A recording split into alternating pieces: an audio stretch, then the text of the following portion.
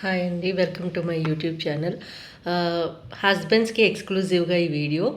మీ wife మీతో ఎప్పుడు కూడా హ్యాపీగా, ట్రస్ట్ వర్దీగా, కేరింగ్గా, లవ్వింగ్గా, పెళ్ళైన కొత్తలో అబ్బా నా భార్య ఎంత ఏంజల్ అని అనిపిస్తుందో అలాగే లైఫ్ లాంగ్ మీతో ఉండాలి అంటే జస్ట్ ఒక 4 టిప్స్ ఫాలో అవ్వండి చాలు. ఆ 4 టిప్స్లో ఫస్ట్ థింగ్ ఏంటి అంటే, మీరు ఆల్రెడీ పేరెంట్స్ అయితే కొంచెం ఆలోచించండి. లేదు వుడ్ బీ పేరెంట్స్ అనుకుంటున్నారు అంటే ఈ టిప్ ఫస్ట్ అండ్ ఫార్మోస్ట్గా ఇది మైండ్లో కంపల్సరీ పెట్టుకోండి. ఉమెన్ ప్రెగ్నెన్సీ టైంలో చాలా సెన్సిటివ్గా ఉంటారు. ప్రెగ్నెన్సీ తర్వాత పోస్ట్ డెలివరీలో కూడా 1 ఇయర్ టు 2 ఇయర్స్ చాలా సెన్సిటివ్ మైండ్తో ఉంటారు. అలాంటప్పుడు ఆవిడని మీరు ఏ రకంగానూ ఇబ్బంది పెట్టద్దు. పాతకాలం మాట అండి, కడుపుతో ఉన్న ఆడపిల్ల గుళ్ళో దేవత లాంటిది అని అనేవాళ్ళు. గర్భగుడిలో దేవతను చూసినంత జాగ్రత్తగా కడుపుతో ఉన్న ఆడపిల్లని చూసుకోవాలి అనేవాళ్ళు. అంటే ఏంటి, మీకు ఇష్టమా, మీకు ఇష్టం ఉందా, మీకు ఇష్టం లేదా కాదు, ఆవిడ్ని మీరు అంత జాగ్రత్తగా చూసుకోవాలి. నుంచోమంటే నుంచోవాలి, కూర్చోమంటే కూర్చోవాలి, వెళ్ళమంటే వెళ్ళాలి, రావంటే రావాలి. ఇలా మీరు లైఫ్ లాంగ్ చేయక్కర్లేదు. ఆవిడ కడుపుతో ఉన్నప్పుడు, ఆవిడ డెలివరీ అయిన తర్వాత 1 or 2 ఇయర్స్ మీరు జాగ్రత్తగా చూసుకుంటే 3 ఇయర్స్ ఆఫ్ మీ investment next coming 30 years 60 years of మీ లైఫ్ని డిసైడ్ చేసేస్తుంది. అండ్ ఇది నేను ఇప్పుడు చెప్తుంది కాదు, రీసెర్చ్ కూడా చెప్తుంది. ప్రెగ్నెన్సీ టైంలో, పోస్ట్ నాటమ్ టైంలో కనుక ఉమెన్ని కేరింగ్గా చూసుకుంటే ఆవిడ చాలా హ్యాపీగా, చాలా స్ట్రెస్ ఫ్రీగా లైఫ్ లాంగ్ ఉంటారు అనేసి. అండ్ సెకండ్ మోస్ట్ ఎవరు పట్టించుకోని విషయం, ఇప్పుడు బాగా శ్రద్ధ పెడుతున్న విషయం ఏంటి అంటే, ప్రెగ్నెన్సీ టైంలో తన ఎప్పుడైతే బాధపడుతుందో ఆ బాధ లైఫ్ లాంగ్ గుర్తుండిపోతుంది.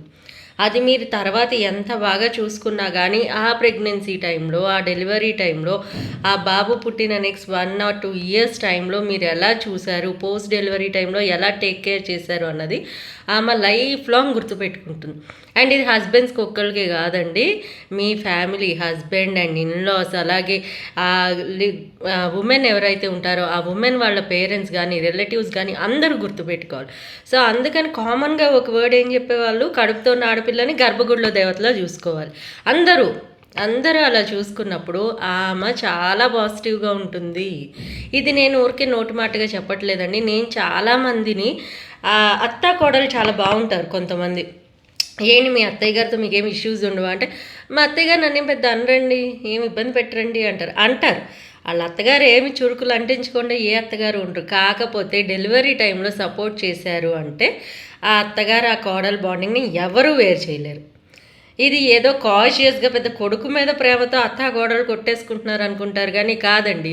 ఓవర్ ద పీరియడ్లో జనరేట్ అయిన ఇష్యూస్ని వాళ్ళ మీద నెపం పెట్టుకొని మాత్రమే కొట్టుకుంటారు.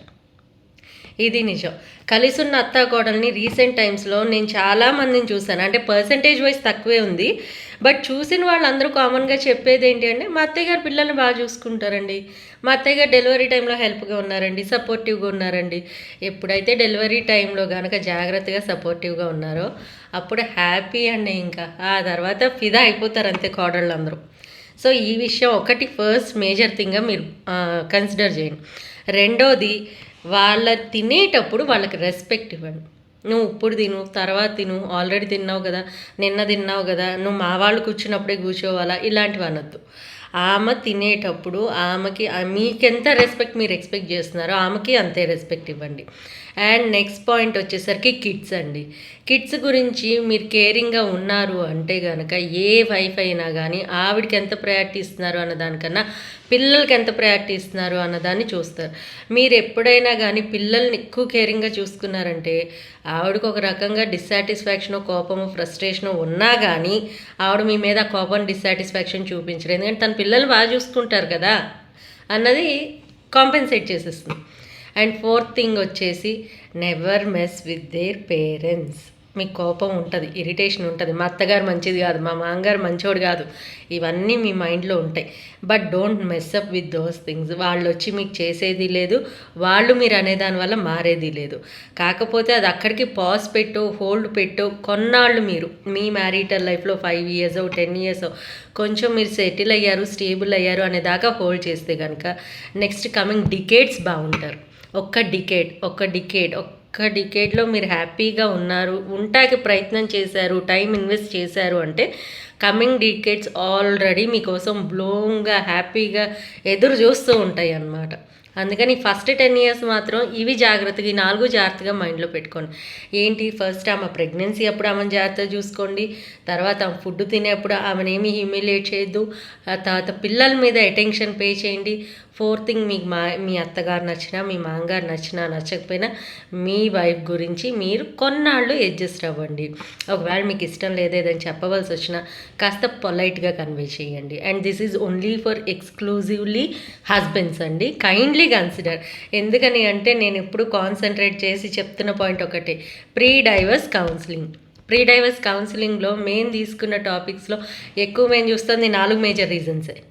ఈ 4 మేజర్ రీజన్స్లో మీరు కాషియస్గా ఉన్నారనుకో హ్యాపీ కదా, అసలు కౌన్సిలింగ్ వరకు కూడా రావక్కర్లేదు. అందుకని ఓకే, థ్యాంక్ యూ.